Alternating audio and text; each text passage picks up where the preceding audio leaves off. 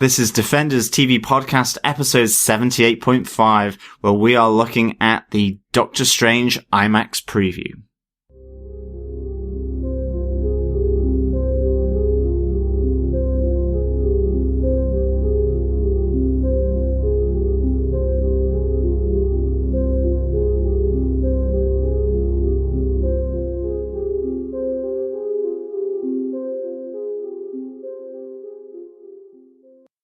Welcome to the Another Realm, Defenders. This is not Luke Cage, this is Doctor Strange, and we are about to take you into a spoiler-free preview of the IMAX preview of Doctor Strange that Derek and myself were lucky enough to attend in Dublin today.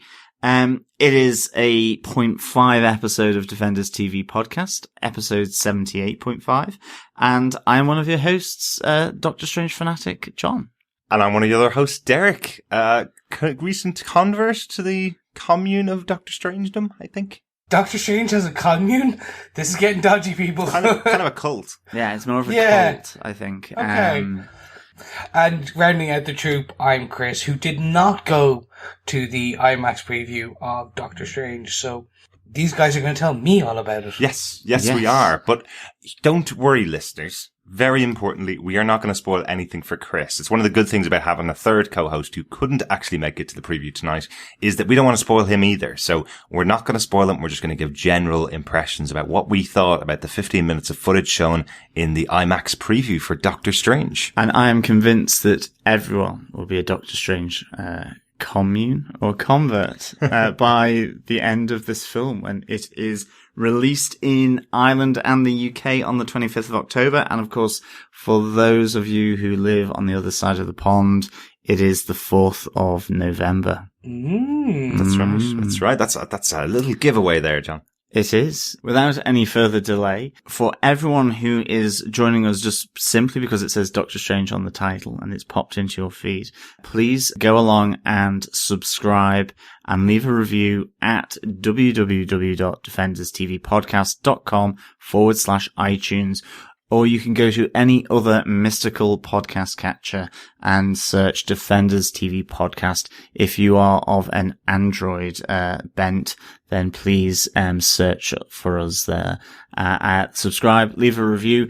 We will be back for obviously episode 79 of Defenders TV Podcast, where we will connect in with Luke Cage, Marvel Netflix's Luke Cage, episode 79. Yep, where we're talking about episode 5 just to get a rep. But if you do subscribe to us over on iTunes, you'll get our Summer of Strange coverage where we talked about the Doctor Strange 1978 movie. We did our Doctor Strange 101 and we also did our Doctor Strange animated movie. That's probably a good point to start then. Quickly, John, I suppose, since I know my own answer to this. How do you think the visuals of what we saw compare to what we saw in those two movies that we previewed over on our feed? Well, first off, just wow for me anyway. It's that moment where you come out of a film, but this is just a preview, I hasten to add, and you feel that you need to go back inside the cinema to watch it again to try and fully comprehend actually what's just gone on. Or just look at other parts of the screen to see what you missed or what you may have missed or something.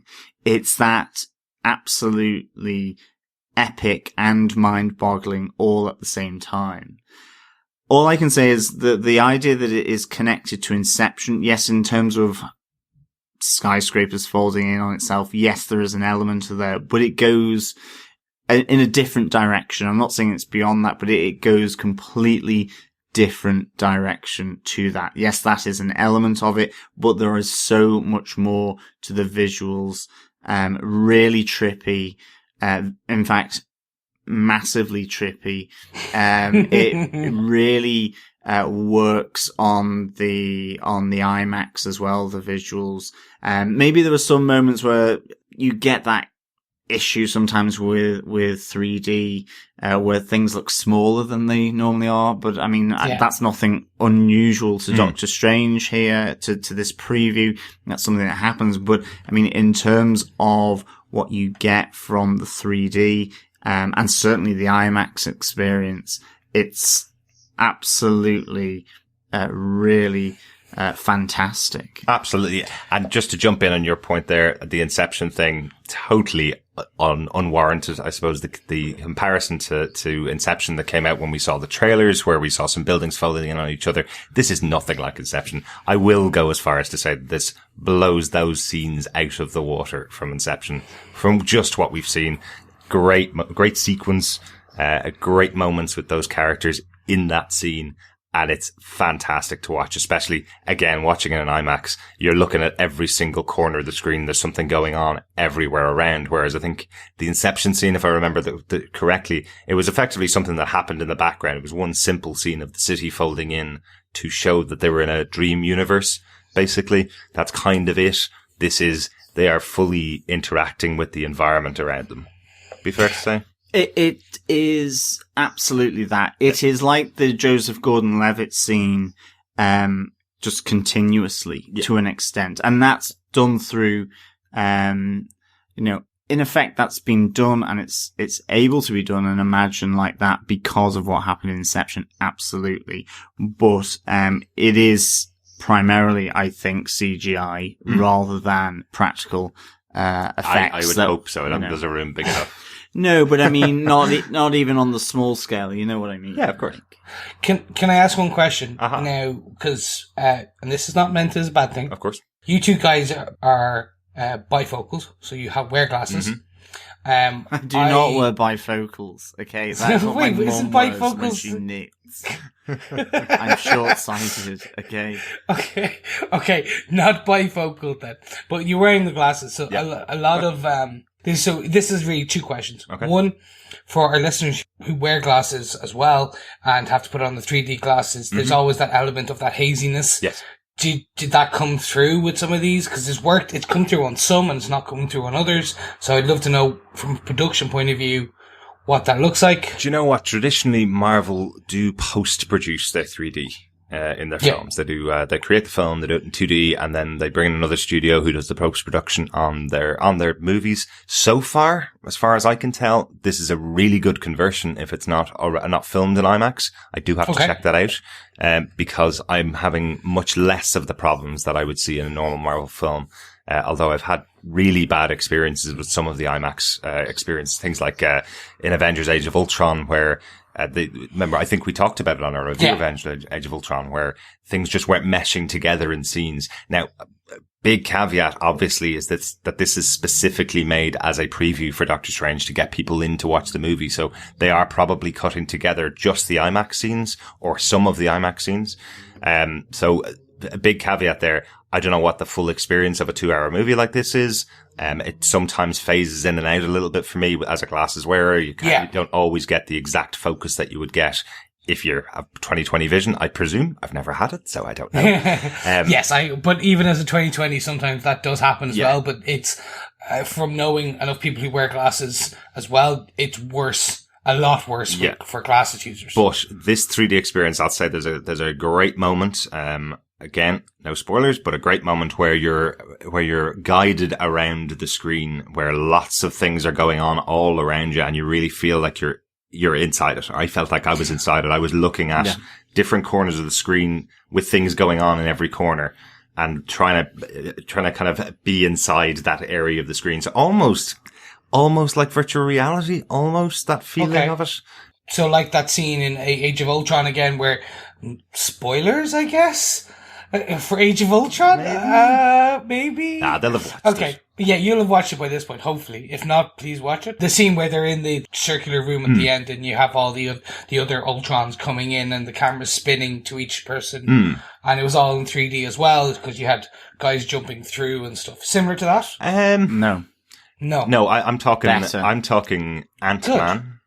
Okay. Other Realm towards the end of Ant-Man. Right. Only cooler with Okay. with being able to see everything that's going on in all those corners.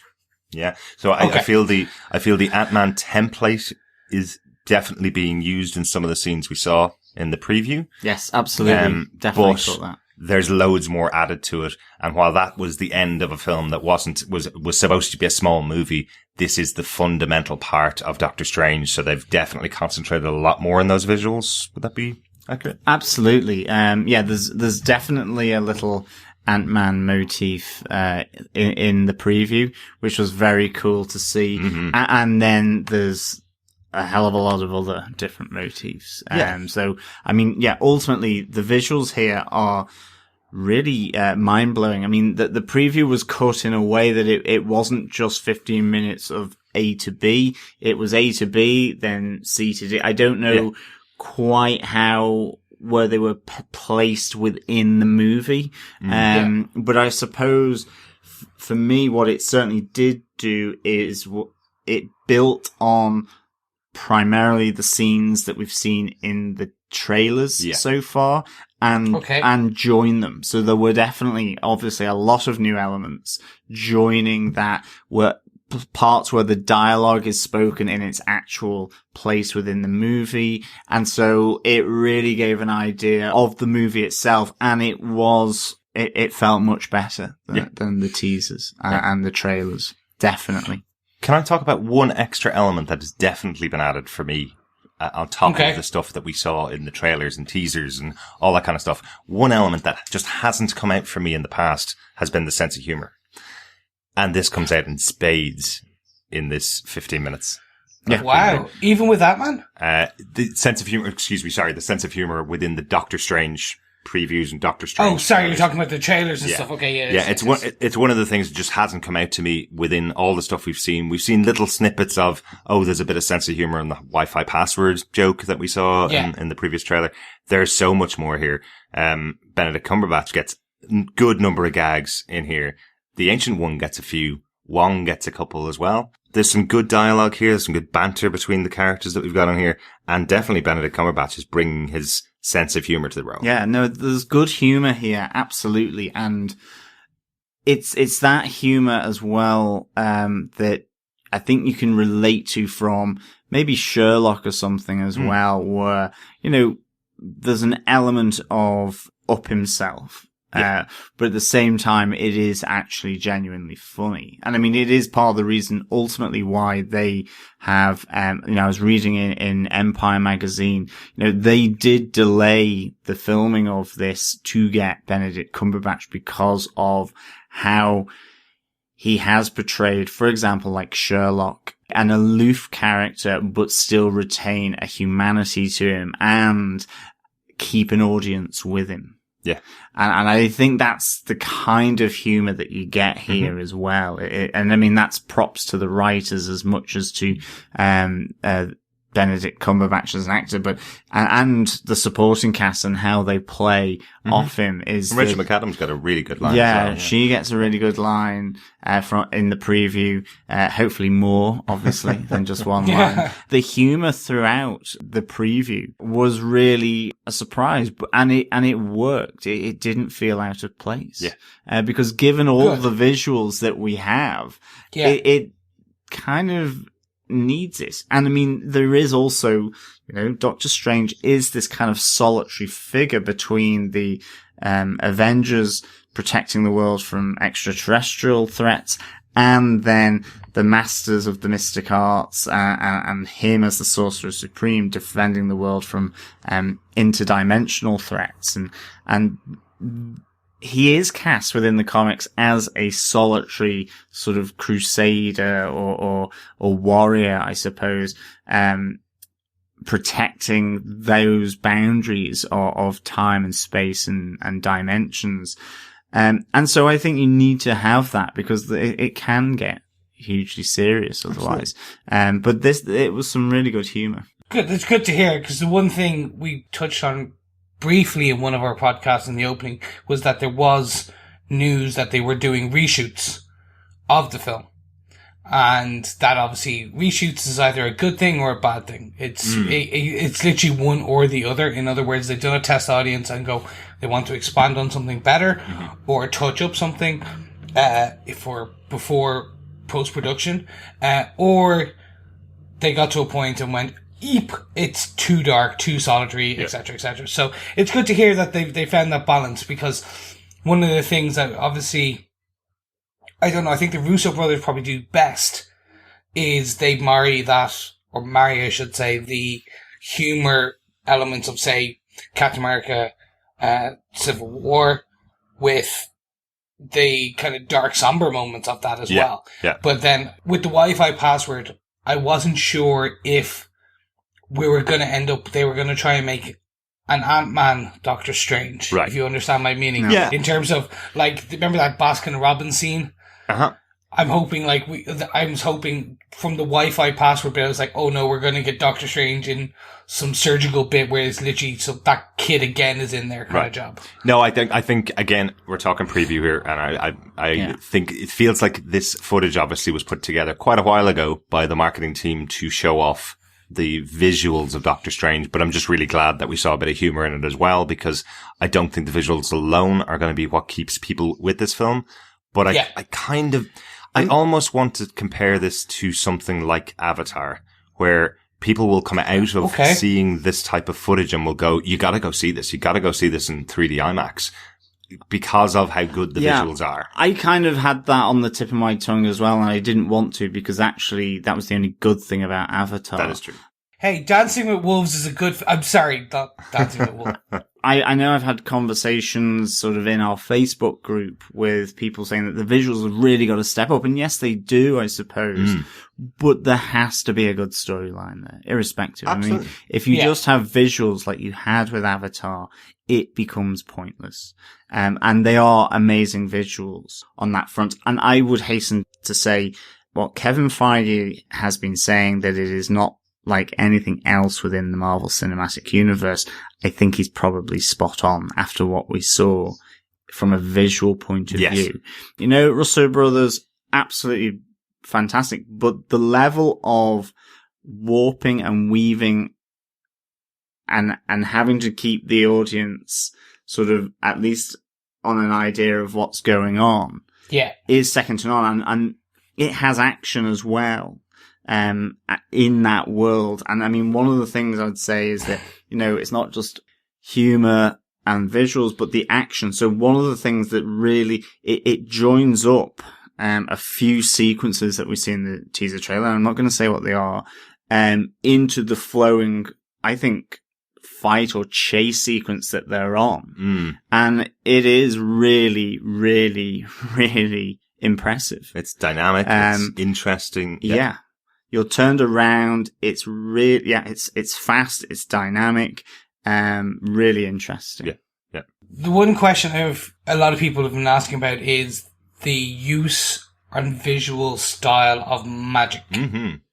So, obviously, without getting in spoilers, so we've seen that kind of lightning, static, electricity type look to the kind of, are they designs?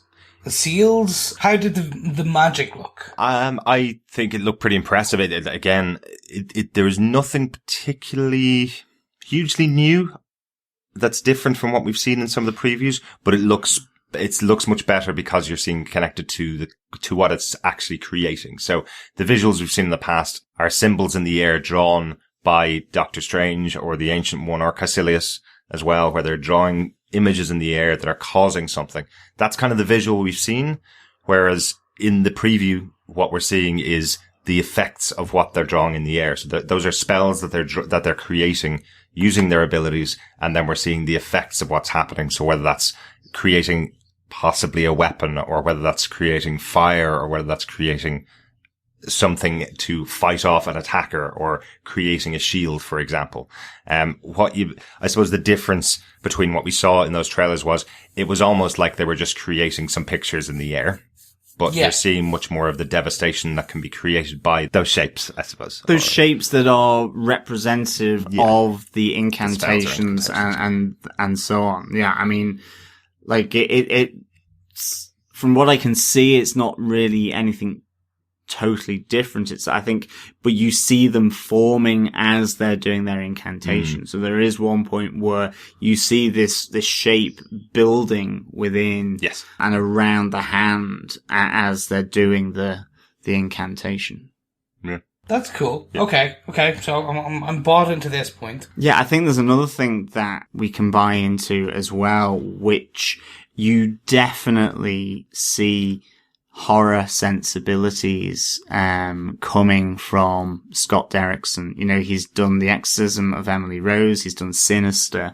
Now, I'm not saying it's anything like them, but in terms of weird, freaky stuff, and it being in a Marvel film, I would say this is really pushing the envelope, at least for Marvel. And there were two scenes for me that really pushed a sensibility that I think ultimately comes from the director and ultimately comes from horror. And I mean, it will fit really well with the notion of dark dimensions and so on. And the fact that, you know, we do have a comparison between different dimensions that effectively are uplifting and nourishing and ones maybe that are the opposite of that. And I think in terms of that darkness that I think the director, Scott Derrickson, can put his own stamp on coming from a horror background. I would say we maybe caught two snippets within this preview that really show something very different from any other Marvel movie to date. Definitely. So, what age rating is Doctor Strange? I believe it hasn't been rated yet. So, okay, so we could be looking at we could be PG-13, 16. PG-13 most likely. It does depend on what we saw in the preview. It just depends maybe if it goes any further or not. I mean, I don't know whether in themselves I'm thinking they are a PG, or a 16 or something like that. But I don't know.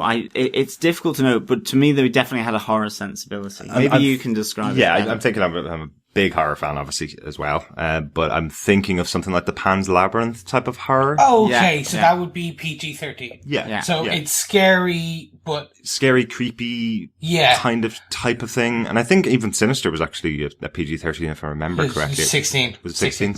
Yeah. So that kind of that kind of visual style would probably be where the creepiness comes from. Yeah.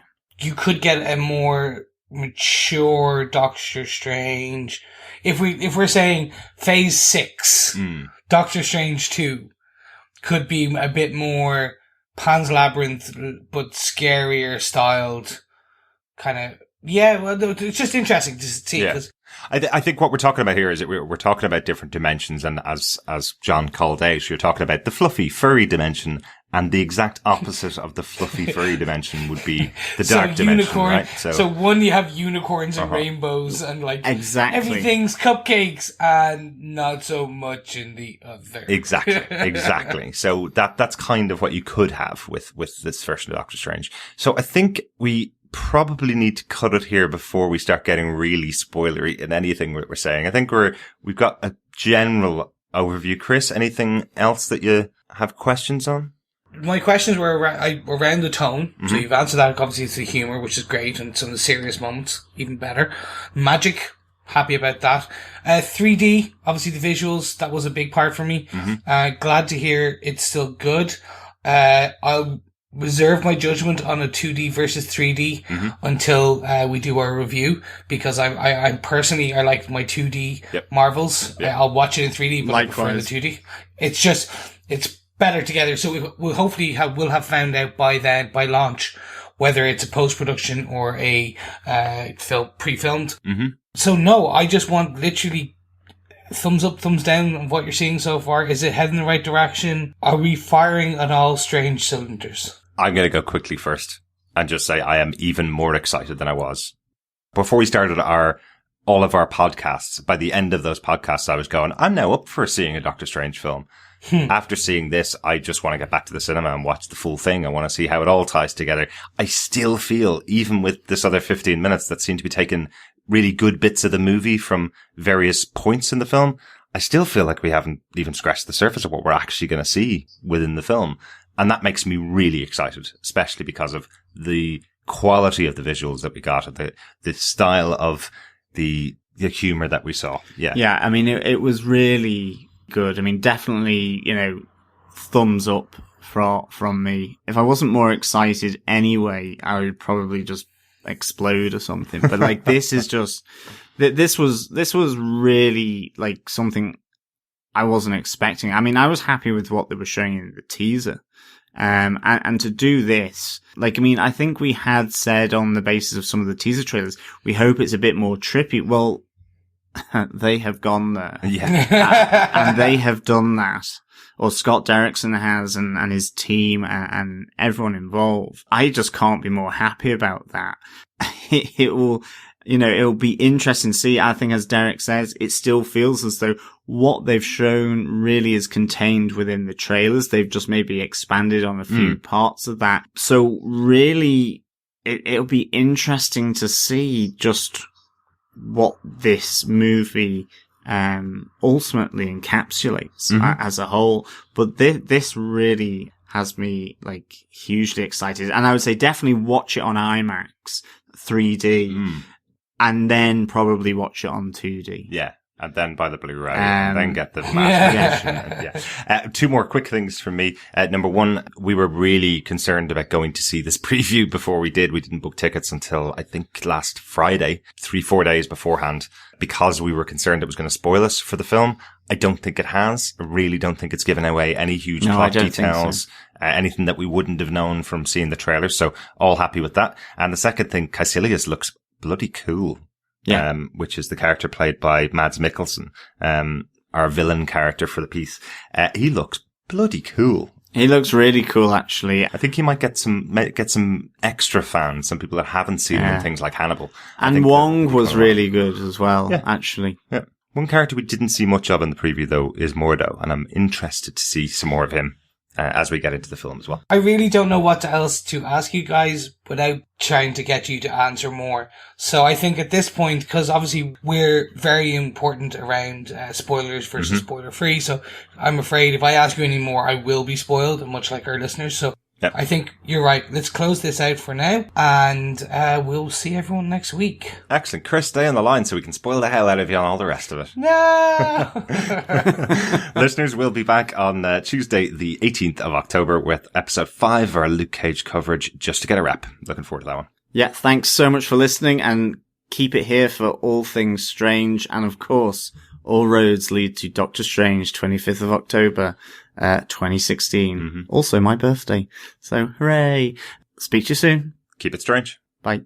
Bye.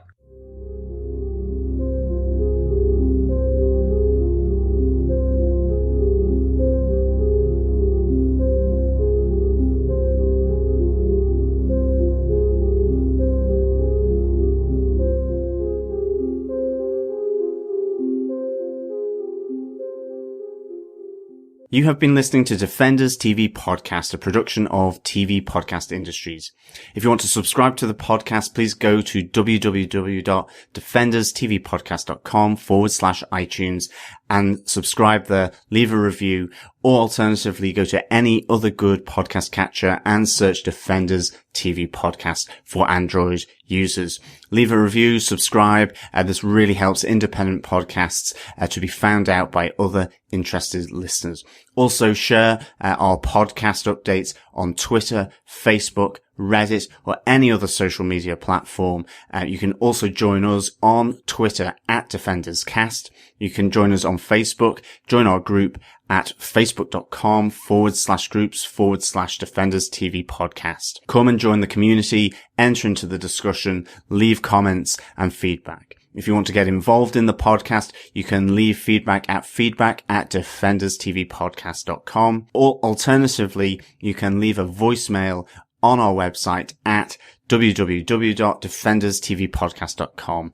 90 seconds long and be an audio part of our podcast. As always, thank you so much for listening, and we will speak to you again soon.